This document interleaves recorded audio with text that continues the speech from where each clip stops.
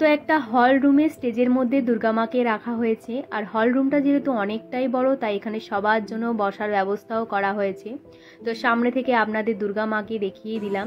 আর এখানে স্টেজে প্রচুর বাঙালি মানুষ রয়েছে, দেখে খুবই ভালো লাগছিল। তো অনেক দিন পর এত বাঙালিকে একসাথে দেখে।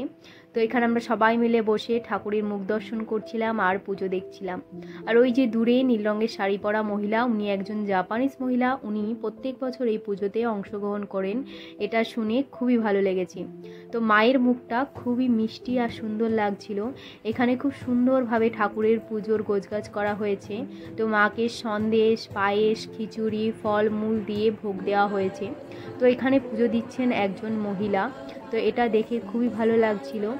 আর এখানে একটা রেস্ট্রিকশন আছে যে এখানে কোনো রকম আগুন ধরানো যাবে না, তাই কৃত্রিম পদ্ধতিতে মার আরতি করা হচ্ছে উলুধ্বনি আর শাঁখের আওয়াজের সাথে।